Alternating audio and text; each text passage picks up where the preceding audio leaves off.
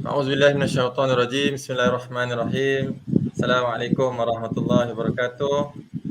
Dan salam sejahtera. Alhamdulillahi rabbil alamin. Wassalatu wassalamu ala asyrafil anbiya'i wal mursalin sayyidina Muhammad wa ala alihi wa sahbihi ajma'in. Qalu subhanaka la ilma lana illa ma 'allamtana innaka antal alimul hakim. Rabbi shrah li sadri wa yassir li amri wa hlul 'uqdatam min lisani yafqahu qawli, amma ba'd. So I would like to welcome all of you, the viewers online, to this IIUM Industrial Webinar Series 2021. For today, we have a very special guest. Or not only one guest, we have three guests. All right. So for a very important, I think, and vital topic which relates to all of us in IIUM. So before that, I would like to invite you, the viewers online viewers who have not subscribed to our YouTube channel, please do so.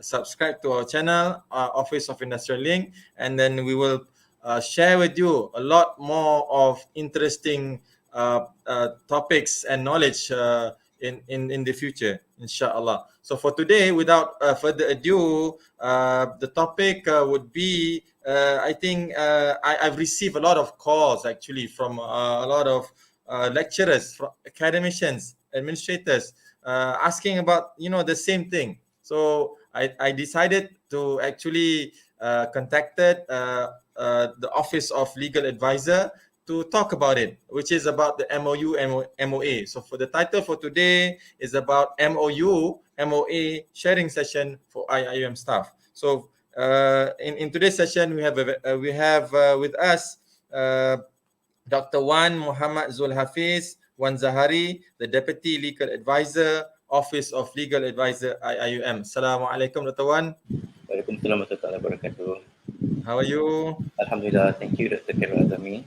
Alhamdulillah. So we also have Sister Nurul Ashikin binti Zainal Abidin, the Assistant Director of the Office of the Legal Advisor. Assalamualaikum, Sister Nurul. Assalamualaikum, Dr. Khairul. Alhamdulillah, you're good, huh? Good. Alhamdulillah. Alhamdulillah. And the third invited panel would be Sister Farhatun Najah binti Shahrul Nizam, the Legal Officer of Office of the Legal Advisor. Assalamualaikum, Farhatun. Waalaikumsalam, Dr. Khairul. Sihat, huh? Alhamdulillah. Alhamdulillah. Alhamdulillah. All right. So without further ado, I think this topic would be very much weighted by a lot of IIM staffs. Even though I think the Office of Legal Advisor OLA has published a lot of documents on the website, but seems that there's still there's still a lot of queries, a lot of questions. So without further ado, I think I will give the baton to Dr. Wan Zulhafiz to continue, inshallah. So before that, Dr. Wan and all the viewers, we will actually, you are welcome to put on any questions on the chat box of the YouTube. At any time in the session, just put it there. After the session with Dr. Wan, Farhatun and Nurul is finished, we will display it, inshallah, for the panelists to actually respond, inshallah. All right. So, and then for the attendance, inshallah, we'll give it to you later, inshallah, during the session. So without further ado, please, Dr. Wan, with all due respect, I give the floor to you. فليتفضل مشكورا. Thank you very much. Bismillahirrahmanirrahim. Alhamdulillah, wassalatu wassalamu ala asyrafil anbiya'i wa ala alihi wa sahbihi ajma'in. Rabbi shrah li sadri wa yassir li amri wahlul 'uqdatam min lisani. Okay, thank you. First and foremost, thank you very much, as Professor Dr. Khairul Azami Siddiq, the Deputy Director of the Office of Financial Litigation, for inviting us today and for this very great initiative. I think it's very good effort to actually call for this sharing session on the MOU and also MOA. Today I'll be talking about what is the process and all that, what is the MOU, what is the MOA. Okay, perhaps you can share your screen.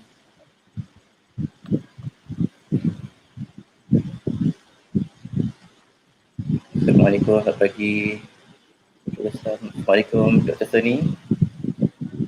We have a lot of viewers here coming. It's growing. The number of viewers is growing, Doctor. So, anyone sharing the screen? Sister Farah.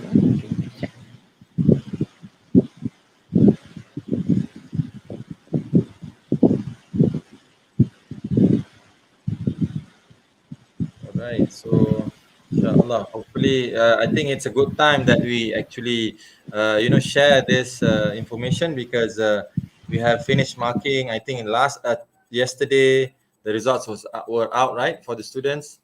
Okay, I Yeah. think Sister Farah has shared. Please, Doctor. Okay.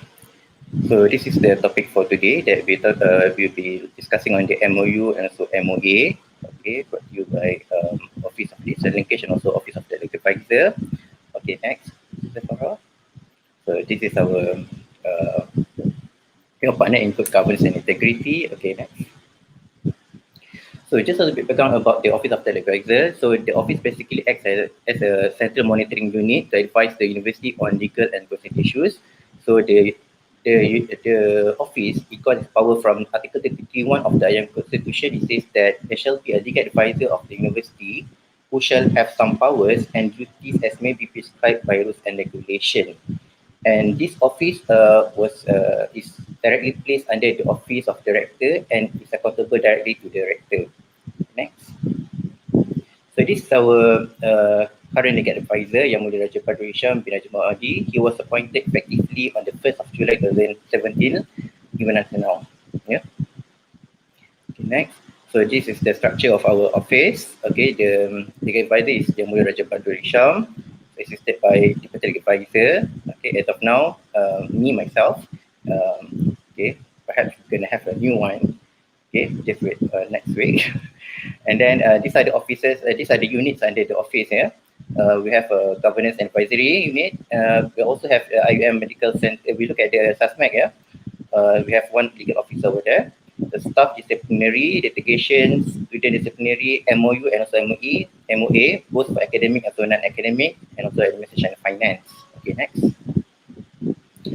So these are the team who are actually in charge of the MOU and also MOA unit. Okay, myself as a deputy legal advisor. Okay, of course I'll be reporting to the legal advisor. Sister Zahira, okay, but she's now on maternity leave. She's the assistant director. Sister Nur Ashikin. Sister Nur Ashikin, basically she's in charge of the litigation unit, but she's covering for Sister Zahira at the moment. Sister Farhatun Najah, okay, she's the legal officer. She's also in charge of the MOU and also MOA unit. So if you got anything, you please feel free to send an email or please find this person, but not me, because someone will be replacing me, inshallah. Okay, next. Okay, MOU and also MOA unit. These are the duties of the MOU and also MOA unit, which is responsible for drafting and also vetting of the MOU and also MOA. So it covers the entire spectrum of law, including preparation of academic and research contracts. Okay, the MOU, MOA research contract, we're going to talk about it later. Business and commercial contracts, not only on the academic contracts, but also we look into the procurement contract, for example, servicing and licensing contract, for example, service level agreements, we look into that agreement as well, sale and purchase property, lease and tenancy that directly affect the university day-to-day operation. So this is basically the agreements looked into by the MOU and also MOA unit. Okay, next. So what is exactly MOU and also MOA? People always ask us, like, give us a call, like, hey, doctor, what is actually MOU? Whether this particular project we need to use MOU, whether this particular project we need to use MOA. So we got a lot of questions. I think oil also, Office of Industry Linkage as well got this kind of question. That's why they have this initiative to have this sharing session. Okay, next.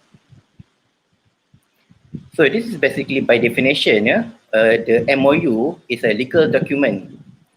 It's a legal document describing a bilateral agreement between the parties. Okay, it can be multilateral as well. Bilateral means two parties, multilateral means many parties. Okay, more than two. It's a legal document. Express the convergence of will, okay, the intention of the parties, between the parties. It is a more formal alternative to a gentleman's agreement. So it's an arrangement between the parties to enter into particular project or collaboration or to a particular collaboration. So that is basically an MOU.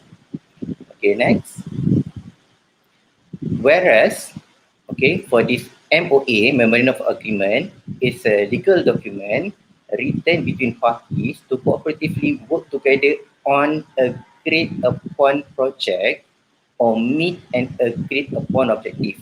So the keyword here is an agreed upon project. So they have very specific project and they have very specific objective. That is the difference between MOA and also MOU. So MOU is more general, they have generic terms, but for MOA, they have very specific projects and also very specific objective, okay, where the parties gonna put all this matter into a written consideration of the agreement between the parties. So what is the consideration? If let's say that there's a one particular project, okay, whereby the researcher going to provide certain skills to the industry, to an institution outside there, and then that particular institution going to provide the researcher with certain amount of money. So in return, in consideration of that researcher providing them with certain skills, the institution, the other party will be giving the researchers an amount of money. So that is basically a consideration, and this agreement, MOA, would be legally binding and hold the parties responsible. Binding means binding in court, yeah. Legally binding will be bound in court and hold the parties responsible to their commitment or legal obligation. Therefore, if just let's say that one of the parties breach the contract, okay, be it the researcher or the other institution, okay, they fail to perform one of the obligations in the MOA. Let's say the researcher failed to perform, they're supposed to provide training. Okay, they didn't provide training on that particular project. So the other party, they have provided their money for this particular training, they can bring an action, legal action against the researcher, against the university basically. Okay, same goes to us as well. If just let's say that the other party failed to perform the obligation, we can bring action against the other party. So that is basically what is meant by binding and hold the parties responsible to their commitment and legal obligation. Okay, next. So what are the differences between an MOU and also MOA? Okay, we have talked about the definition. Okay, next. So this is the some of the differences here between MOU and also MOA. Firstly, MOU is not binding. We've talked about legally binding, okay, just now. Whereas MOA is legally binding, okay, they can enforce the matter, the clauses in court, the provision in court, the terms in court. MOU involve general obligation, okay, general obligation, general terms, okay. We would like to have collaboration with IIUM, okay, that is MOU, because they don't specify what type of collaboration, what type of projects, okay. Okay, and then whereas for MOA it involves specific obligations, okay, very specific. Or we would like to have this research project for ABC, okay, involve specific projects. MOU, there's no financial implication. Usually in the MOU it mentioned that both parties will bear their own costs. That is MOU. But for MOA, we're going to look into the financial terms. What are the financial terms? Because it involves financial implication. So they need to break down what are the financial implication, what is the consideration, the fiscal consideration, the monetary consideration and whatnot. We're going to look into that as well. For MOU, there's no Myra points, okay. If IIUM, let's say Kuliah of Engineering entered into an MOU with Institute ABC from Malaysia. So there's no Myra points will be given to this particular MOU. However, if just let's say Kuliah of IIUM entered into MOU with Pajajaran University, okay, we consider as international cooperation, Pajajaran University, championed by Kuliah of Engineering, then there is Myra points, okay, because considered as international collaboration. For MOA, for any projects and whatnot, it will carry Myra points. Okay, next. Okay, what if this MOU and MOA contains written similar language, so where you cannot differentiate? It's a MOU. When you look at the MOU, this is MOU, but when you look at the content, it's actually like, it looks like MOA. So should we treat this MOU as an MOA, or should we regard this as an MOU? Okay, so therefore we're going to look into these two important questions, like whether the parties aim to be legally bound by the terms of the agreement or contracts. Okay, what is the intention of the parties, and then court will look into the intention of the parties. So these two important things will be considered. Okay, next. Okay, this can be seen in the case of Ismail bin Muhammad Yunus versus First Revenues Niam Berhad. It was reported in 2005 MLJ, Malaysian Journal 42, Malaysian Journal 42, where the plaintiff and defendant, they both signed two MOUs, where in this case the defendant, in consideration of plaintiff having secured a joint venture arrangement with the Selangor state government, promised to pay plaintiff. So the defendant here promised to pay plaintiff certain sum of money. Okay, so the plaintiff, the defendant says, plaintiff, you do certain things, okay, on the joint venture agreement, we're going to pay you certain sum of money. However, the arrangement completed, defendant refused to honor the agreement, to honor this MOU, claiming that the MOUs are not enforceable on the ground of consent. He said that, oh, it's not legally binding. Okay. However, it was thought by the court that upon examining the terms of the two MOUs entered into by the parties, okay, between the parties, plaintiff and the defendant, the said documents, the MOUs, are binding on the parties, and the defense of uncertainty raised by defendant must fail.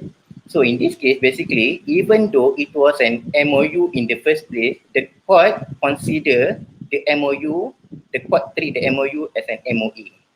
So that's why we need to be very careful when we drafted, when we vet agreement, when we vet the MOU. If it's MOU, then it has to be MOU, where the intention of the party not to be legally binding. If it's MOA, then we have to look into the terms of the MOA that the parties intended to be legally binding. Okay, next. That's why, okay, that is why OLA come into picture to vet the documents. Okay, why? To protect the legal interest of the university. Okay, sometimes people always say like, kenapa lah OLA ni nak menyusahkan, OLA ni sibuk ke? Nak menyusahkan je, ni birokrasi lah, menyusahkan lah. No, actually the Office of the Legal Advisor come into the picture to protect the legal interest of the university.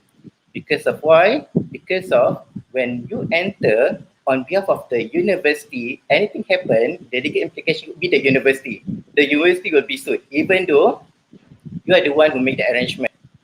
Okay, the university later on would be sued.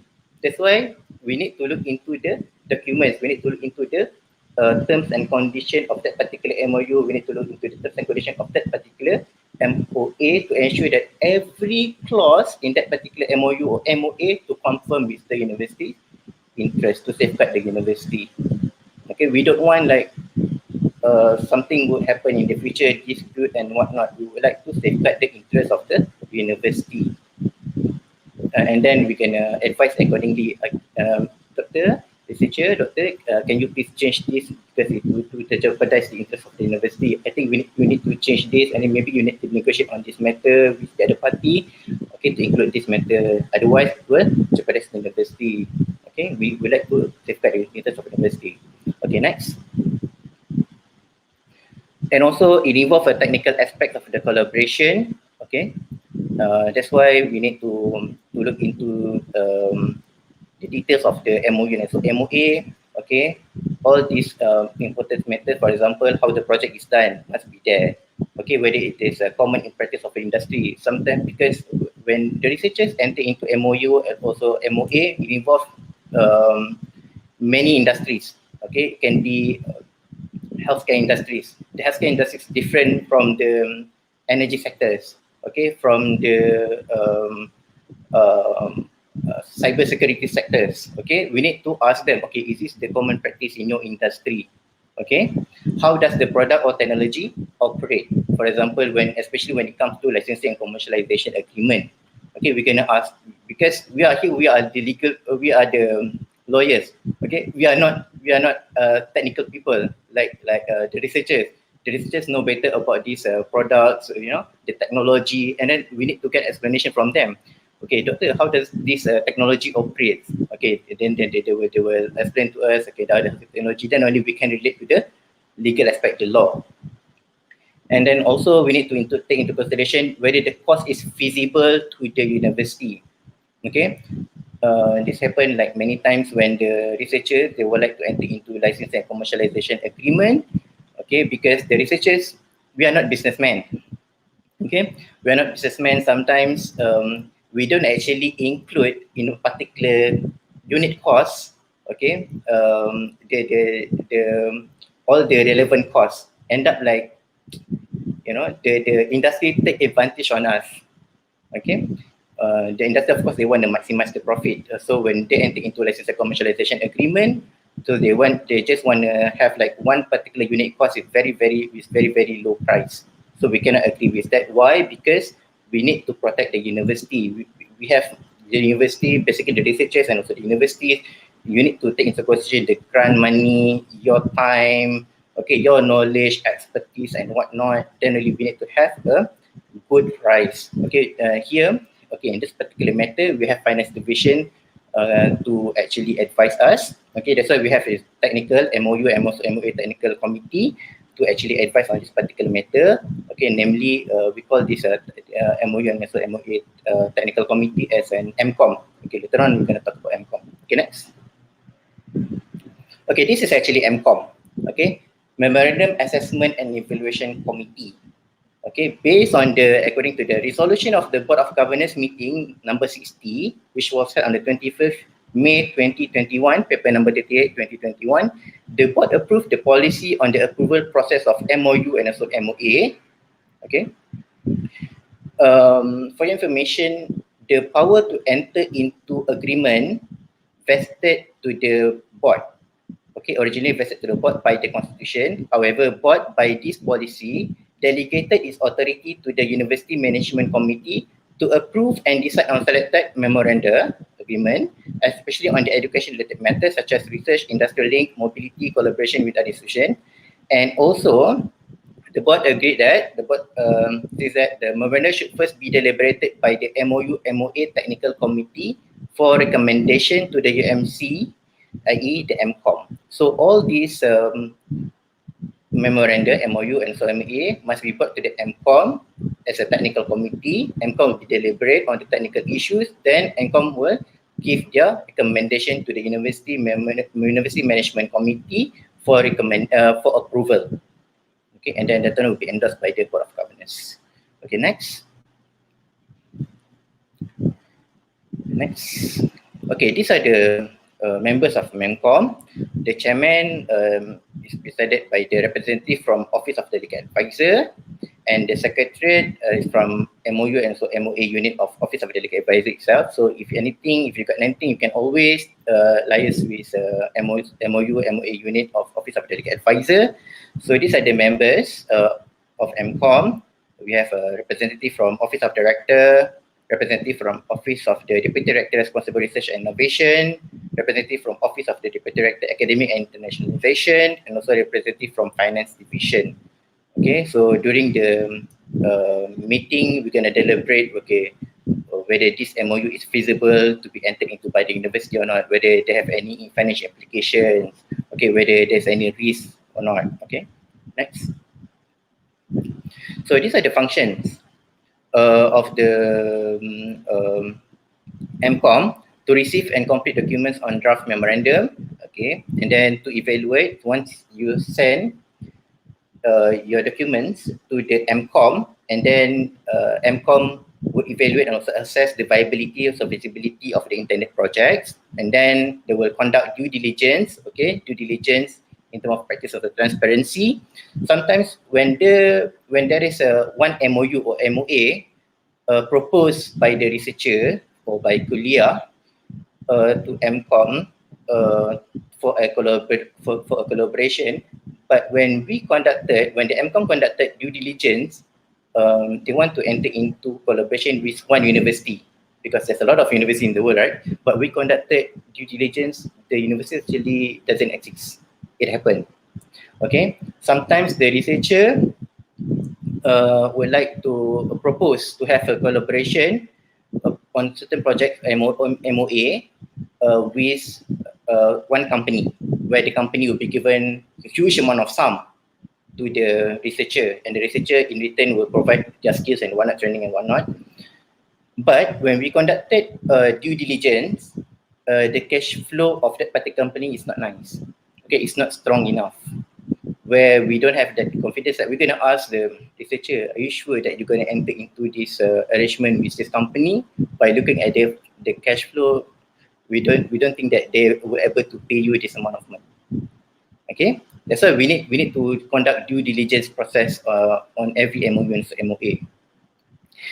Why this is done? To ensure the university interest is safeguarded, because we don't want later on there will be like dispute, and when we want to bring action against this university, the university doesn't exist. Okay, how are you going to take action against the university or organization? Or perhaps like when you want to bring action, you have provided your training and everything to this particular company. You have provided your know-how technology to this particular company, and then end up that the company cannot pay you, cannot pay the university, pay the researcher, cannot pay the university, because the university is the one who entered into the agreement, right? And then how are you going to take the money? How are you going to get the money? Okay, that's why it's important to conduct the due diligence. And also to approve, it's not approve, yeah, to recommend for approval on all agreements entered by the university. So the MCOM will give a recommendation to the University Management Committee for an approval of all agreements and to be entered by the university. Okay, next. Okay, when to use an MOA and also MOU. Okay, next. Okay, this is hypothetical questions, yeah, hypothetical situation. For example, the example one, institution A, okay, approach a kuliah, let's say kuliah of KRKHS, to collaborate in organizing student program. Okay, just a student program. It doesn't specifically mention what kind of student program, what be the financial application, what is the project. Just mentioned in the MOU, in the particular arrangement, that they want to have a student program. However, there's no specific program plan. So in this case, we would suggest that, doctor, I think it's better for you to enter into MOU, okay? Because this one looks very general. Okay, company B, for example, company B approached Dr. C to collaborate in research projects. Okay, they have very specific research project, okay, to provide, whereby the Dr. C in his kuliah to provide certain skills, the lab expertise and whatnot, blah, blah, blah, okay, and then company B will provide money. Okay, in this situation, and also they agree to commercialize the product as an outcome of the research. So in this situation, we would say that we would advise the parties, Dr. C, I think it's better for you in this situation to enter into MOA. So you need to mention in that particular MOA what will be the financial implication and whatnot. Okay, next. So these are the areas of collaboration for MOU. So in the MOU, usually the parties would like party A and party B hereby agrees to collaborate on the following: knowledge transfer activities, symposium, mobility internship, research, staff and student exchange. So all these are general terms considered as an MOU. Okay, not MOA. Okay, next. For MOA, okay, it's very specific research projects, okay. It can be project or research project. Project means like sometimes community work, okay, community work for orang asli. Okay, it can be specific project, but it's not research project. It can be also research projects. Okay, like I mentioned to you, like a lab and everything. Okay, for publication of certain things. Okay, the other party provide money, and then you have to come up with a publication that is research projects. Specific programs. Okay, very specific programs for what particular program for community and whatnot. Licensing. Okay, when you want to do licensing on your products. Commercialization of your products, okay, usually comes together, licensing, commercialization, outright sales, when you want to outright your products to the industry, also funding.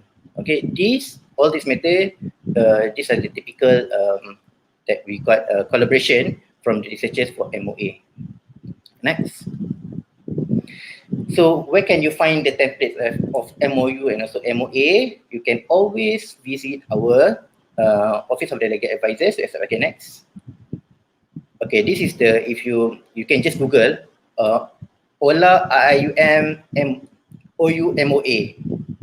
Okay, you can go to one of the links. Okay, or else you can just go to our directly to our page, Office of Delegate Advisor. Okay, you can see there's one link here, Memorandum Assessment Committee about MCOM flowchart. We provide you what is MCOM, what is the flowchart, okay, the process, how to go about that, and also the templates. So you can just download the templates from here. Okay, the one in the circle. Okay. And in fact, we provide you with some explanation what is MOU, what is MOA, and whatnot. What is LOI, letter of intent. Okay, next. Okay, we're gonna move on the standard operating procedures. Okay, next. So this is the general flow chart. Okay, let's say one kuliah would like to have an MOU and also MOA. Okay, they have someone approach Dr. C to enter into MOU and also MOA from one particular kuliah.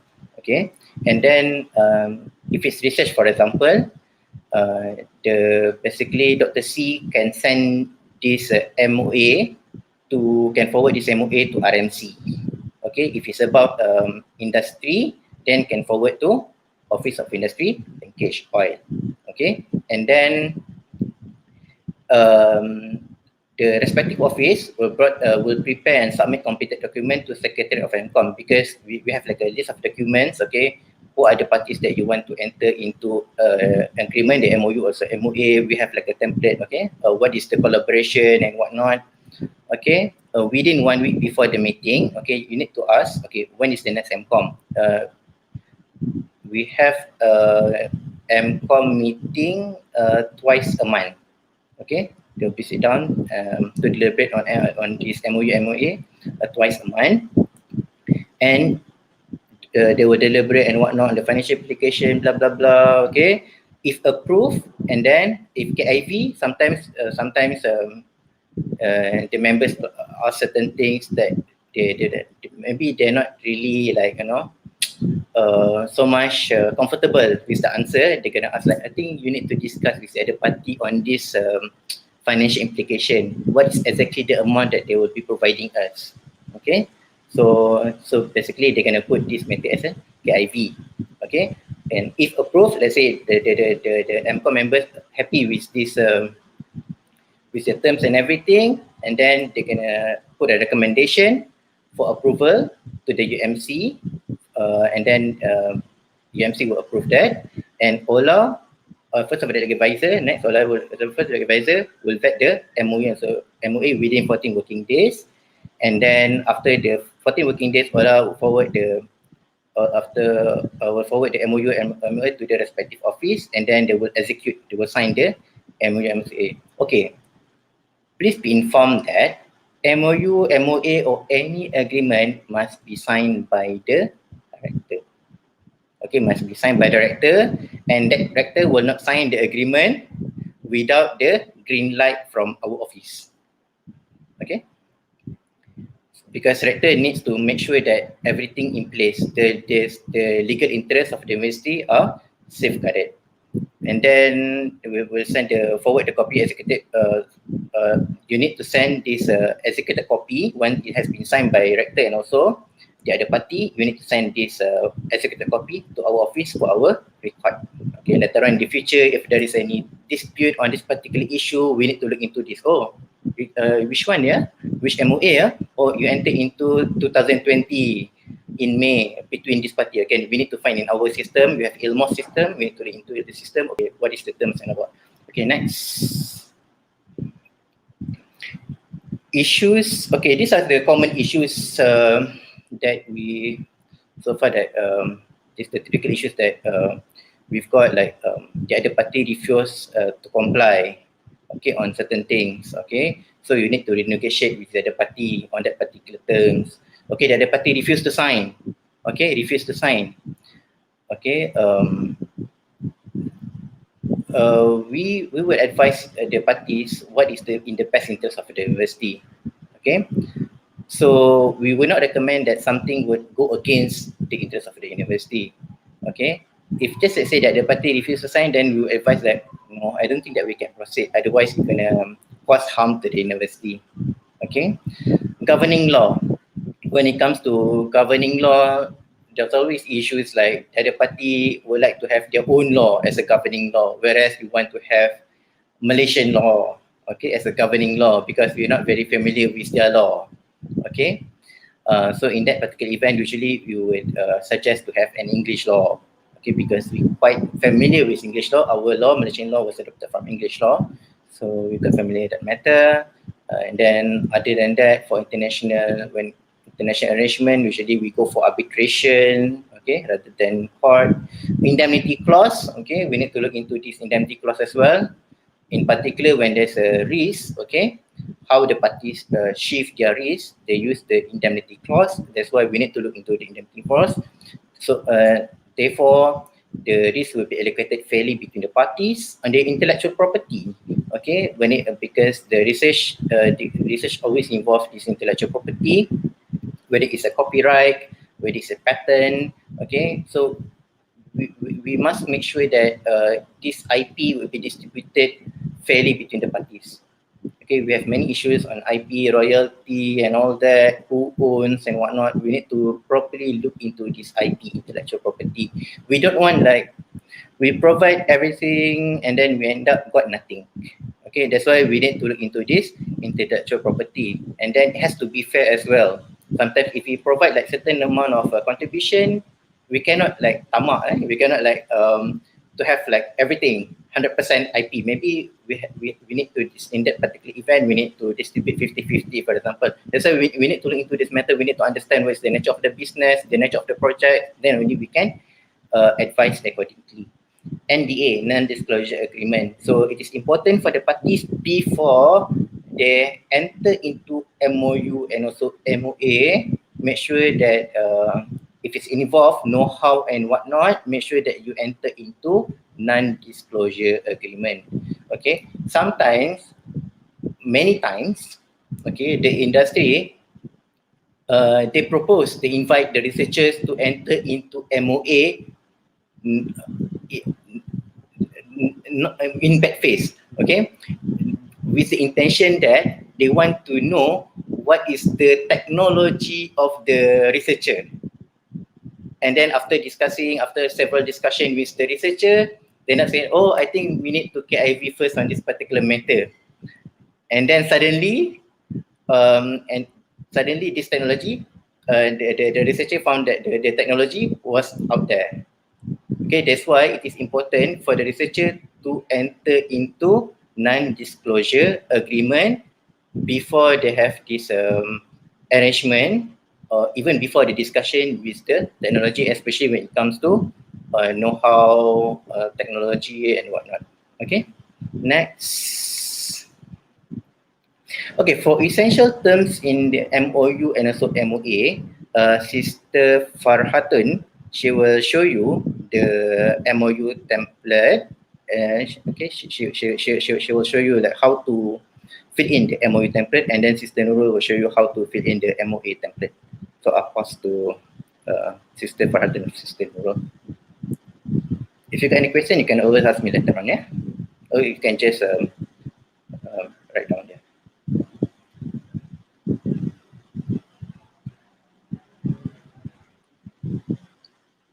Dr. Wan, there are a lot of questions here actually. Oh, really?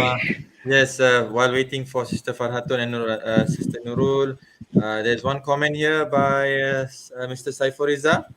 Sometimes we may use the template MOA from the other parties when they propose to use their own template. I observed that some of the international parties MOA are very simple, only have 5-6 pages. Your comments, Doctor? Okay.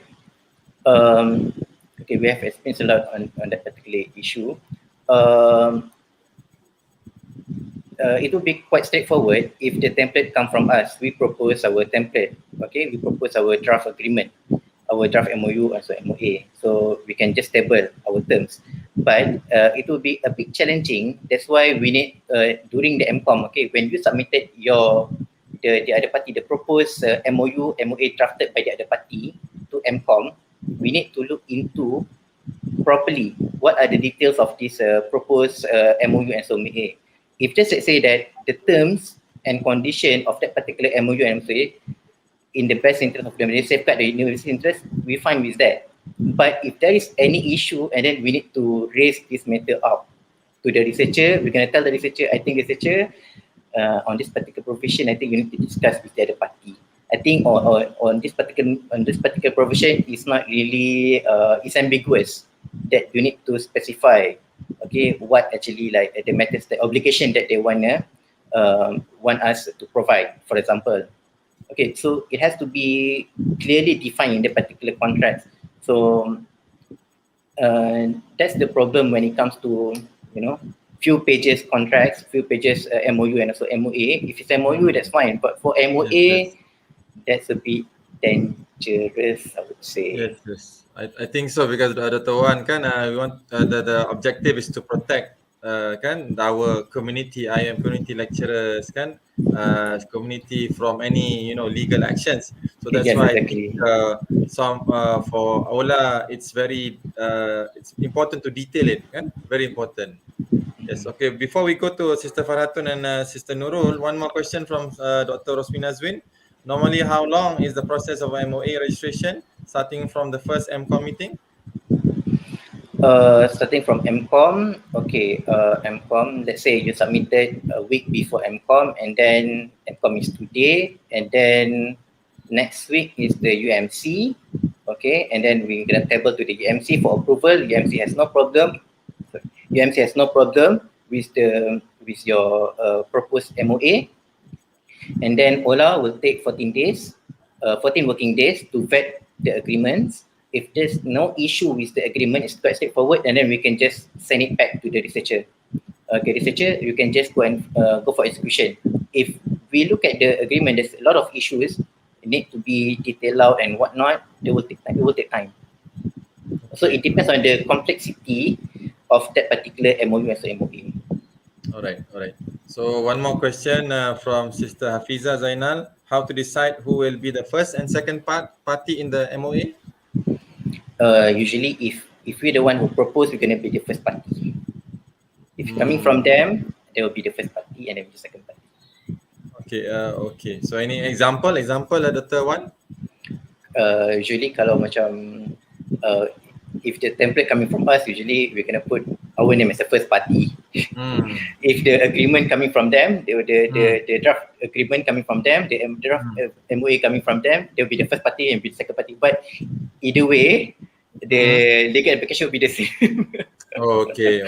All right. Okay. There's no different. Okay. So I hope that helps to answer Sister Hafiza's question. Inshallah. So I'll give the floor to Sister Farhatun and Sister Nurul Ashikin, please.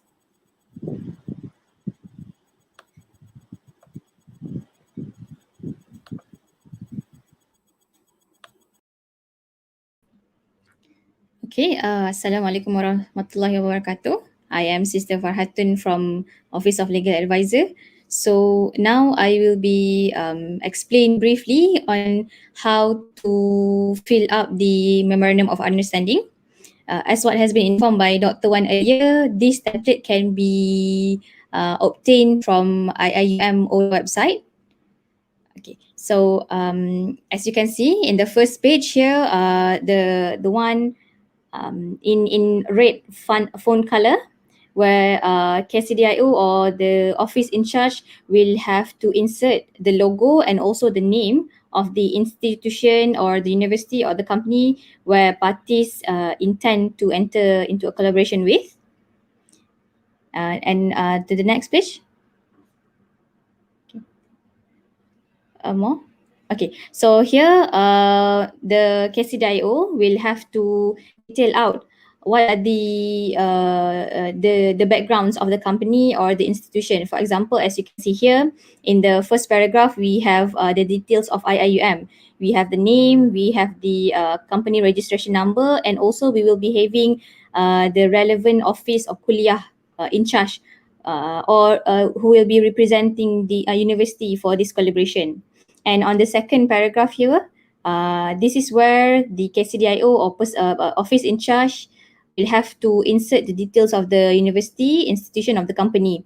This includes the company's address or the company's registration number as well. And then in the preamble down here, this is where the the office in charge will have to give or briefly explain on the background of the company. For example, here we have IIUM. We inform that IIUM is an established university which strive to strengthen its academic and research excellence through various collaboration. So in paragraph B, the office in charge will have to explain briefly on the counterpart. Okay, moving, since what has been informed by Dr. Wan earlier, this MOU is very generic in nature, very general in nature, and usually we don't really change the objective herein because of the intentions of the MOU is to show the mutual understanding between parties. However, the office in charge will have to insert what are the areas of cooperation under Article 2 herein. For example, like earlier, it's either student mobility, which includes internship or attachment, and also either future collaboration, which could be research collaboration or student and staff exchange. However, in these areas of cooperation, parties will not explain on the specific obligations since this is MOU. Okay. Moving forward, again, here in Article 3, we can see that the clause on financial arrangement. However, again, as informed by Dr. Wan earlier, this is MOU, so there should not be any financial arrangement or financial implication between parties.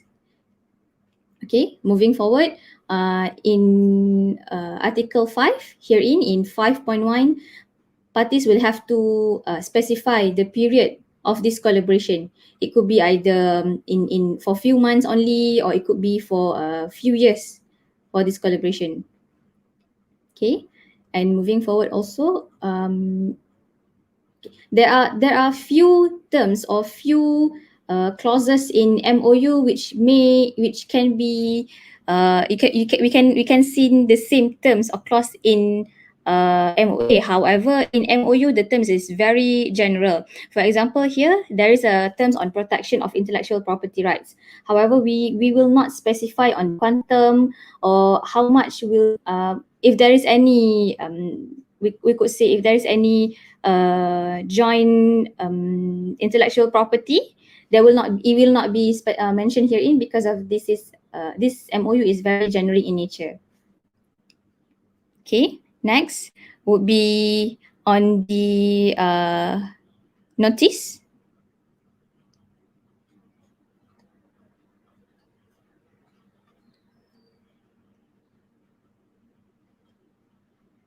Okay, here in Article 15, this is one of the crucial part where the office in charge will have to detail out the telephone number, the emails, or who is the person in charge in that office for this collaboration. Other from the terms I mentioned herein would be very general, would be a standard clause for MOU.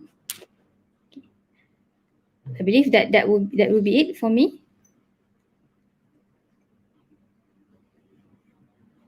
Thank you, Sister Farhatun. What is next, Dr. Wan? Sister Nur? Yes, Assalamualaikum warahmatullahi wabarakatuh. My name is Nurul Ashikin. I'll be presenting briefly on how to fill up this MOA. Sister Farha, Okay. can you please share this? So that was this MOU. Now you're going to talk about MOA, eh? Yes, All MOA. right. So, okay, she's sharing it. Right. Okay. Briefly, as for MOA, more or less the term spelled out in the MOA and MOU, it's of similar. But as rightly pointed out by our Deputy Legal Advisor, Dr. Wan, some of the terms carries a different and also obligations and also responsibilities. As such, I would say the first one, the cover is more or less of the same. You have to fill in the logo for the Malaysian foreign university, institution or company that you are collaborating with. And below are the names you can follow. And then it is important for you to insert the date. The date normally would be the date of stamping of the agreement. Okay, next, Sister Farha. Okay, as you can see, the second page would be the introduction of parties, as mentioned by Dr. Hafiza Zainal just now. This is the parts where, if let's say IIUM is basically proposing to enter the collaboration, that would be the first party, and following with the counterpart.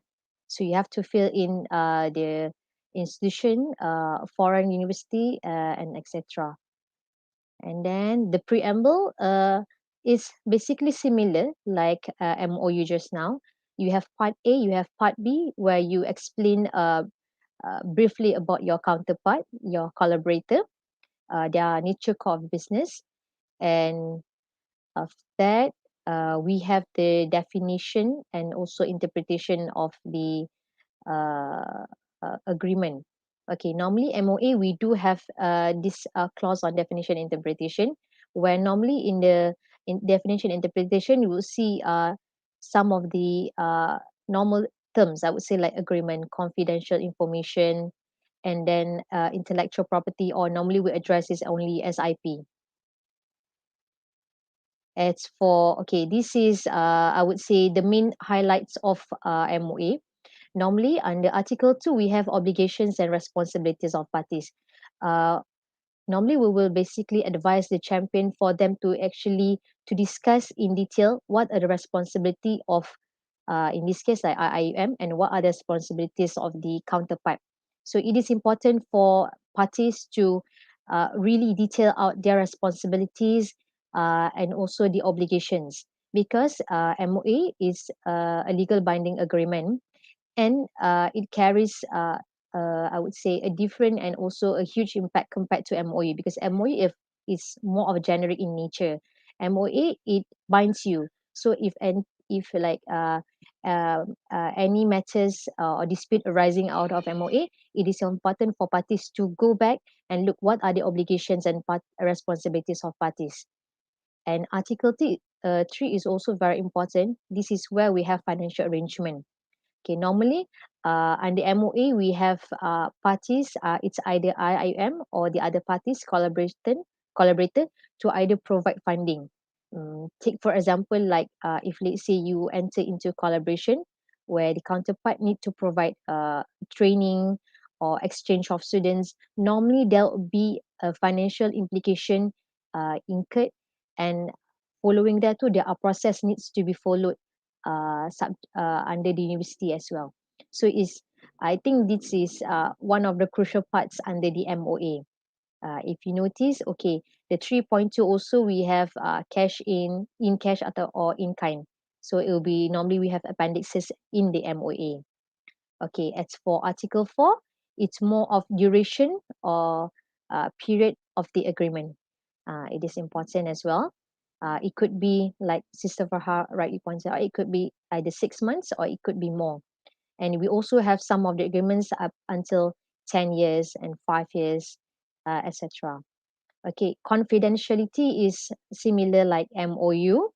Protection of IP is very important. Why? Because MOA normally it relates to uh, matters like we have trademark, we have matters related to IP, trade secrets, etc., copyright. So this is very important for you to, for it to be included in the MOA, because like I think one of the viewers also mentioned just now, previously maybe some of the foreign institution normally they have a very simple MOA, but since we have the duty to protect the interests of university and also the outcome or the output of the uh, by the researcher, conducted by researcher.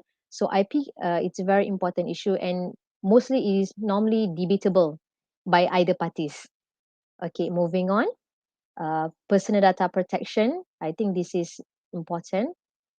And now, just to highlight, we also include in our template, be it in MOU and also MOA, prohibition of corrupt practices.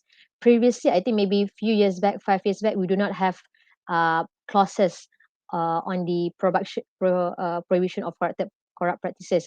But now we have started included, I think, 2 years back. So we have introduced clause on these corrupt practices.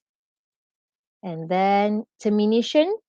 Termination is also important, one of the important clauses, especially in MOA, because sometimes party may not, initially maybe we are in good term, but after sometimes the relationship turn into sours.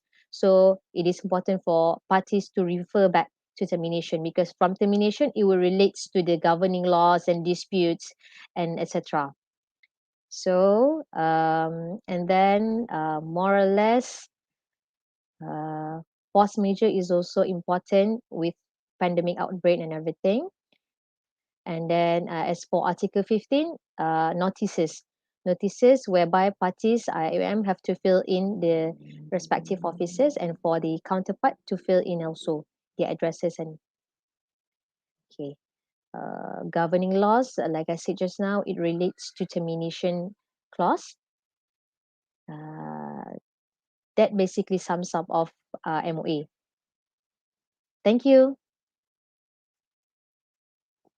Right, thank you, Sister Nurul Ashike. Now I think we have only 4 minutes to go, but then there are so many questions. If you are, not reluctant, Dr. Wan Zulhafiz, Sister Nurul, and Sister Farhatun, could you stay for a while? And because there are a lot of questions here, so let me display the questions.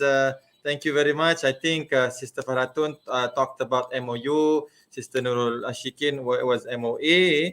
And then I think one important slide. I think could you comment on this? Let me share the screen. Share the screen. Let me share the screen now. Okay. All right. So this one. Anyone can comment on this? The checklist. Yes, Secretary. First, Sister Farha, maybe you can just comment on this. So, okay, we do have this memorandum assessment and evaluation committee checklist. So usually, instead of the KCDIO represent IIUM provides OLA with the relevant document. Usually, this KCDIO will first forward the relevant documents to this respective office. It's either Yes. International Affairs, Industrial Links, or Research Management Center, or even Office of Deputy Director, Student Development and Community Engagement. So this is very much depends on what are the collaborations that the parties intend to enter. The nature. Yes, by nature. The Correct. nature. Okay. If it's international office, it's international things. Maybe IO kan. Kalau industrial, related matters will be oil. Research, more on research will be RMC, and then student engagement, activities or programs would be through the Deputy Director of Student Development and Community Engagement. So these, I think, what Sister Farha is trying to tell you, the viewers, is that you have to actually send to these offices. These are the respective offices that cater the MOU, MOA. So it's not that you directly send it to OLA. We send it to these offices, which with the specific nature of the agreement. Am I right, Sister Farhatun? Yes, very true, Dr. Hairul. And even in any case, if the KCDIO were to provide all the relevant documents direct to OLA, we will still be liaised with this office. It will bounce back. Okay. Yes. Okay. All right. So this one, Sister Farha, could you continue? What is? So we have the title here, right? We need to have the title, and then what about this one? Documents. Okay, so these are one of the relevant documents that OLA might need in order to bring the matter into MCOM for further deliberation. However, there are I would say few cases where the MCOM will request or inquire other documents as well, but that one is very much depends on the collaboration lah. All right. So if it's from industry, I think from my experience, we need to have the latest company search, the SSM search, if we could provide a copy of that, and then a copy of the university profile, company profile. I think we have the template here. We will be given. Normally, I will give the researcher the template. This is the template of the company profile, whatever the write-up, we call it the write-up, introduction about the company, organization, institution.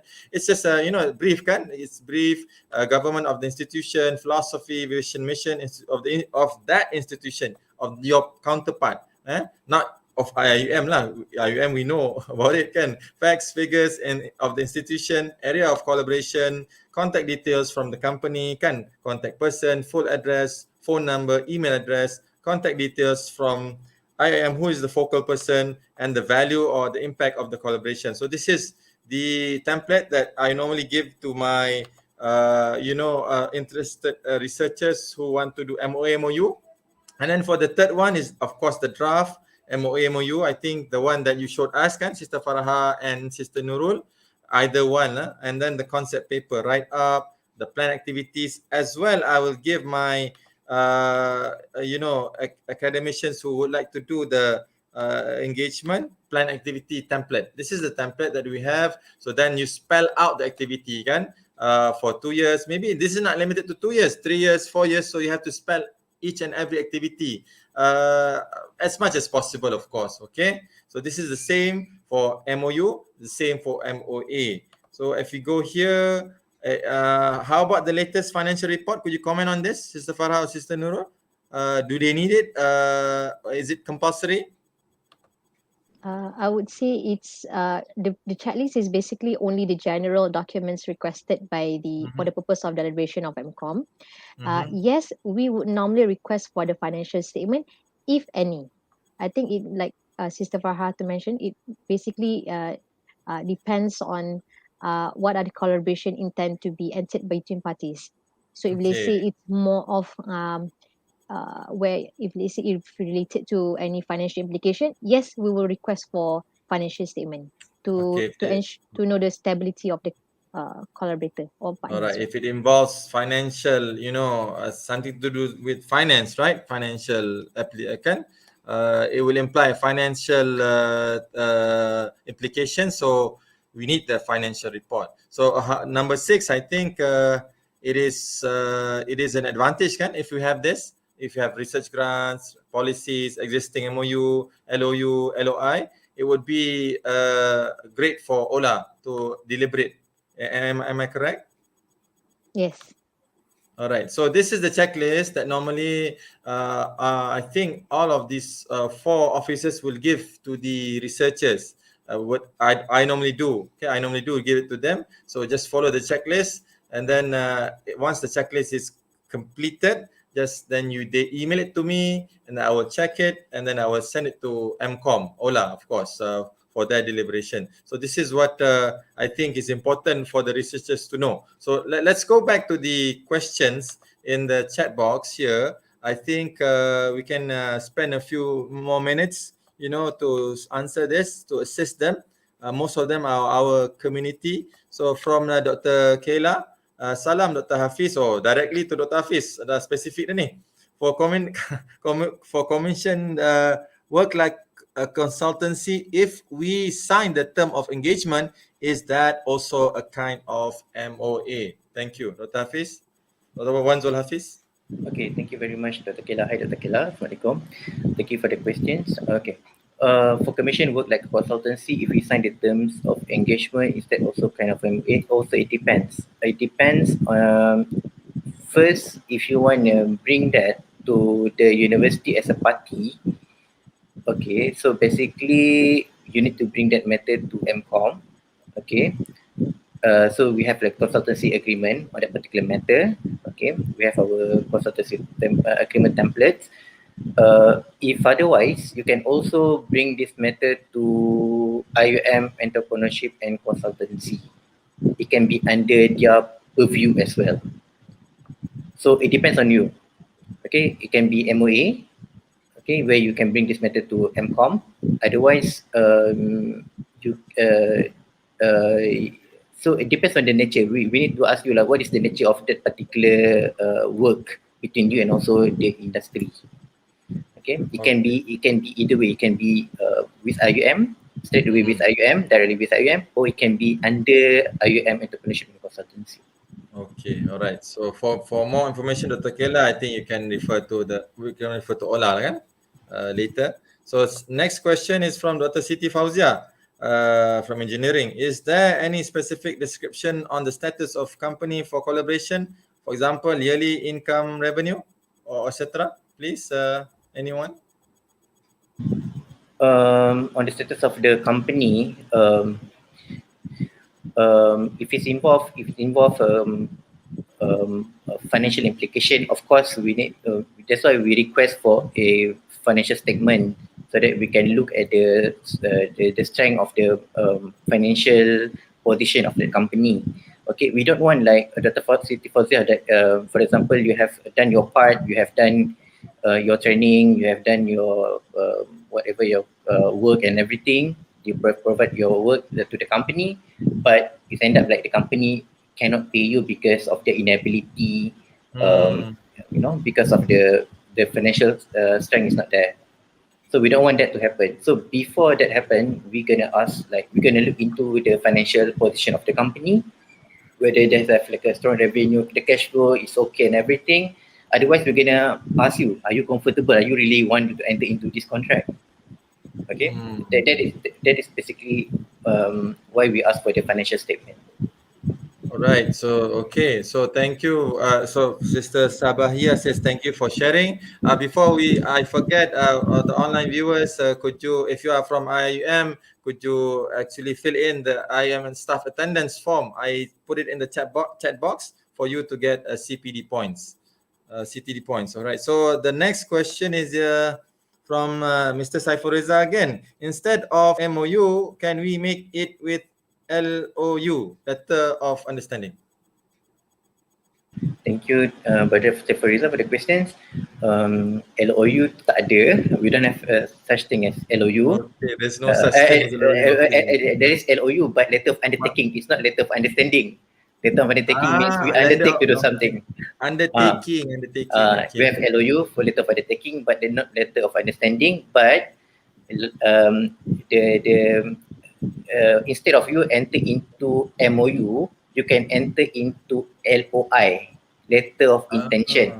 Okay. But in the LOI, usually we're going to specify in the LOI, we're going to specify in the LOI that you have to enter into MOU or MOA after you have signed this LOI. So the LOI is actually, it's like a pre-arrangement before you enter into MOU.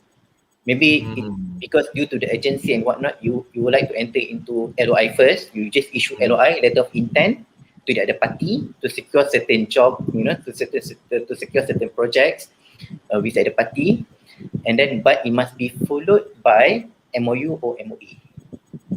Okay. That is how it works. Hope that is clear. From Dr. Fazlin XX, how do we check if an MOU or MOA has been done with any parties so that we will not repeat? For this particular matter, one of MCOM tasks is to check whether there's any redundancy. Let's say you propose to have an MOU with University of Indonesia and UI, for example, and then when we look in our ILMOS, our system, there is actually like registered MOU with University of Indonesia UI. So we're gonna reject this new because it cannot be like two MOU at the same time, like at the same particular time, same period. So we're gonna conduct our due diligence part as well. That's why we need to register all the executed MOU and MOA in our system. Please, if you have done your part, if you have executed the MOU, MOA, please, if you're not done, please bring it to us.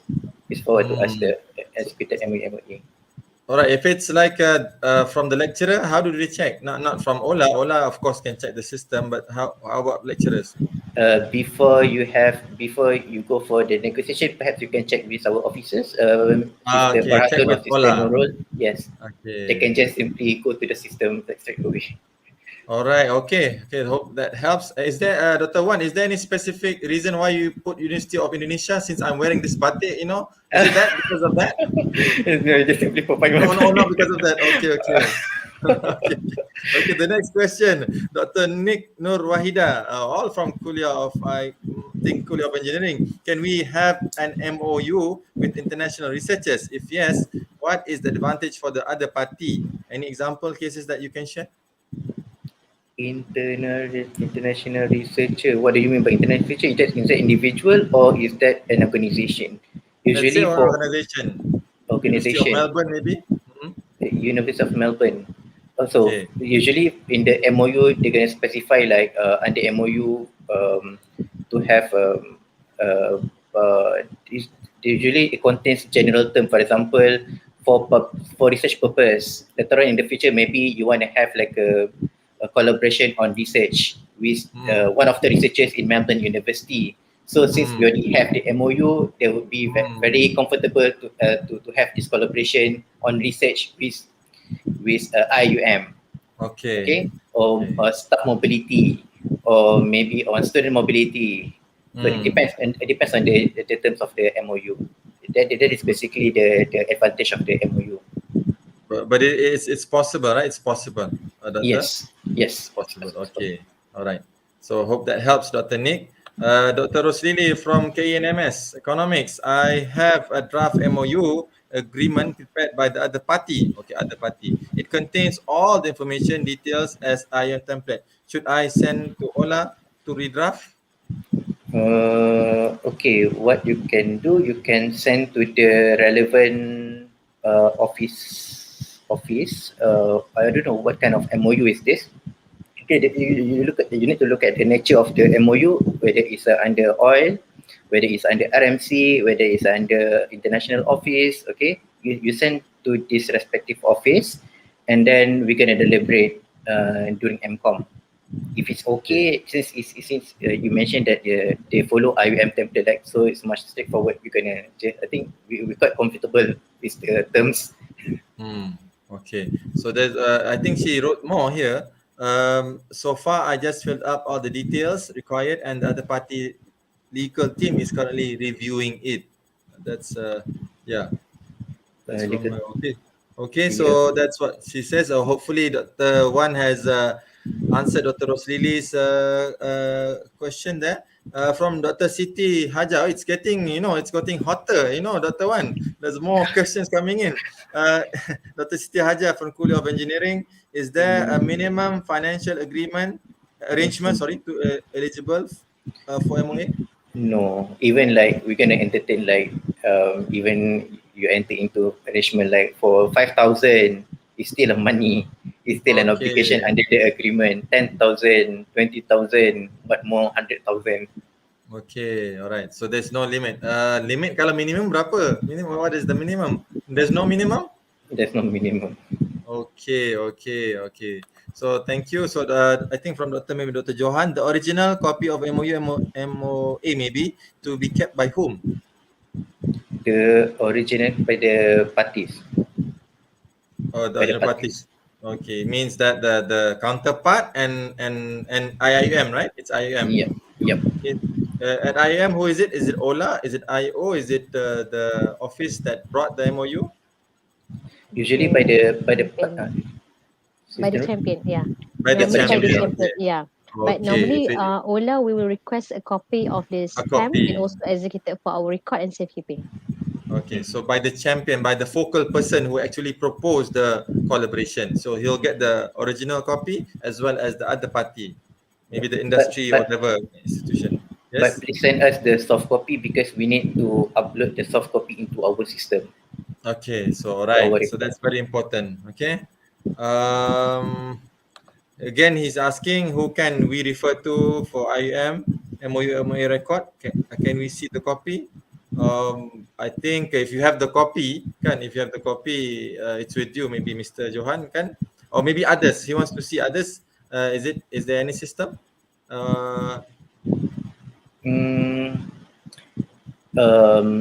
Usually like this, we keep it as a confidential, but please let us know like why you want Okay. why you want to have access to this particular document, because usually we're gonna keep it like confidential for both parties. Only both parties. Okay. All right. Yeah. All right. So if they want, maybe Mr. Johan can write to Ola, kan?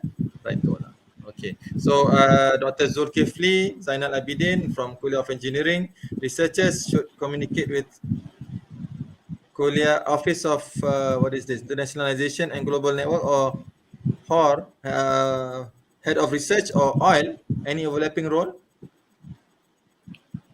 So it depends on the nature. So you got to decide whether it's oil, whether it's an international office, whether it's Research RMC. office. Okay, so it depends on the nature. If it's fully research, as I know, can you go to RMC? If it's involves industry, can industry should be oil, and then a student to deputy director, student engagement, and then for international stuffs, international office. All right. From Dr. Rika Rahman from Nasiruddin from Kuliah of Engineering, I have questions about the update of MOA progress. To whom should I report that? I realize PIC of MOA for my collaborator is more active, asking me and checking on the progress of the MOA. Any comments? Betul. So basically, if just say that you submitted your MOA to oil, so oil will ask you about the update. Okay, if you submit your MOA to RMC, and then RMC will follow up what is the progress and whatnot. If you submitted your MOA to international office, then the international office will ask you about the progress and everything. Okay, based on the checklist, kan, the respective office, kan. All right. So here, second question by Dr. Rika. Is there any platform for us to actually monitor and update the progress of MOA related to research and allow RMC to know about it? On that particular matter, on the research, I think you have to communicate with RMC. Okay. So Dr. Rika, please contact RMC for that. Sister Siti Rozia, this may be a simple question. What about the protocol for signatories of MOU documents? Who should sign first? Because sometimes it happens when the second party signs the MOU document before the first party. Any comments here? It can be either party. Okay, does not matter who signs first, is it? It doesn't really matter. Right. Okay. So any more questions? If there is, I think this is the last question. We have gone overboard 17 minutes. 17 minutes. There's one more by Dr. Rika here. The MOA is already signed, actually, but how about the progress updates of the work? You have to inform the respective office that you submitted your MOA in the first place. If it's mentioned to you like if RMC, then RMC. Okay, so I'm waiting. She has to contact or maybe oil or RMC lah for that. Okay, inshallah. Okay, all right. So I think we will end our session. And it's very interesting. People are still asking, and a lot. So they are really wanting to contribute to the university, kan? But they just need to know how. Actually, they just need to know how. Dr. Nur Fazlin says thank you very much. Good to see you again, Dr. Hafiz. Thank you, Dr. Fazlin. Nur Fazlin, this is Dr. Nur Fazlin, right? So inshallah, before I think we adjourn this session, could everyone, the online viewers, fill in the form there, the feedback form that I just actually entered in the chat box. That's a feedback form for this program. Just shout out what do you think about this program? Is it good, or should we actually organize it again, or what is it? So that's we want to hear from you. So don't forget to subscribe to our channel, YouTube channel, Office of Industrial Link. Inshallah, we'll bring you more about other issues, other knowledge sharing to the IM community. So with that, I would like to again thank you, Dr. Wan Muhammad Zulhafiz, the Deputy Director of the Office of Legal Advisor. I think he will, as he said in his early speech just now, he will be, he will be replaced by another person. So inshallah, that's why the reason that we brought you Sister Nurul Ashikin and Sister Farhatun Najah, so that whatever comes after this, you could could refer to Sister Nurul and Sister Farhatun for any issues on MOU and MOA. So we wish you the best, Dr. Wan, for your future endeavors. I think it's going to be exciting. I know what will you be, holding. So, but we'll be the post that you'll be holding. But we'll wait for 1st of August, inshallah. Dr. Wan will still be with us in the IIUM community, but holding a different role, inshallah. So, with that, I think I end with Tasbih Kifarah and Surah Wal Asr.